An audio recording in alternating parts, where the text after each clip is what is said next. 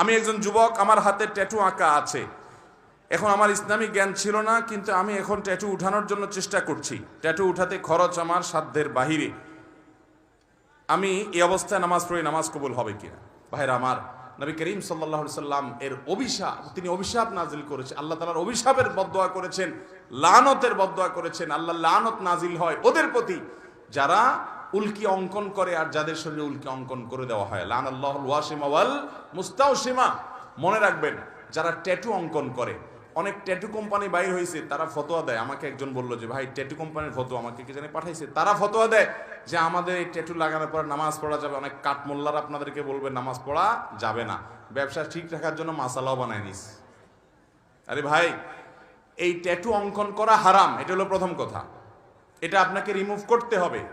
Remove করার সামর্থ্য নাই, কোনোভাবে উপায় নাই আপনার জন্য, তাহলে আল্লাহর কাছে ইস্তেগফার করে মাপ চাইবেন এবং ওই অবস্থায় নামাজ চালু করে যাবেন। আপনার এই চামড়ার উপরে যদি কোনো কিছু দিয়ে আবরণ পড়ে যায় আলাদা, তাহলে এই আবরণ তোলা ছাড়া নামাজ, অজু হবে না, আর অজু গোসল না হলে নামাজও হবে না। এগুলো এমন ডেঞ্জারাস যেগুলো সহজে তোলা যায় না, আসলে অনেক জটিল বিষয়, চাইলেও পরে তোলা যায় না। এই জন্য যুবক ভাইরা, আমাদের দেশে অনেক যুবকরা আজকাল এগুলো শুরু করেছে। ভাইরা আমার, একটু খেয়াল করে দেখেন তো, আল্লাহ বলেছেন লাকাদ খালাকনাল ইনসানা ফি আহসানি তাকওয়িম। আল্লাহ তাআলা মানুষকে সুন্দর অবয়ব সৃষ্টি করেছেন, এত সুন্দর হাত, এত সুন্দর চেহারা। কি আপনি ওই বিড়ালের মতো কি কতগুলো আঁকে নেকে এঁকে ভূতের মতো দেখা যায়? আমার তো শয়তান শয়তান টাইপ লাগে। আল্লাহ তাআলা আমাদেরকে হেদায়েত দান করুন, কুরুচি থেকে আল্লাহ আমাদেরকে বেরিয়ে আসার তৌফিক দান করুন। অনেক মুসলমান যুবকের হাতে দেখা যায় ধাগা লাগানো, দেখছেন আপনারা? ফিতা ধাগা লাগা দেখছেন?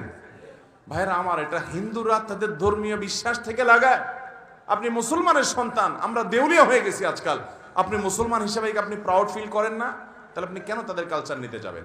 আল্লাহ তাআলা আমাদেরকে বুঝার তৌফিক দান করুন। বিদায়, কেউ যদি ট্যাটু আগে লাগিয়ে ফেলেছেন, এখন উপানের কোনো পথ আপনার সামনে খোলা নাই, ওই অবস্থা নামাজ পড়ে যাবেন, নামাজ ছাড়বেন না এবং চেষ্টা অব্যাহত রাখবেন কোনোভাবে এটা দূর করে আপনি সঠিকভাবে সালাত আদায় করার এবং আল্লাহর কাছে লজ্জিত হয়ে আপনার সর্বশক্তি দিয়ে তওবা ইস্তেগফার করবেন। আল্লাহ আমাদেরকে মাফ করুন।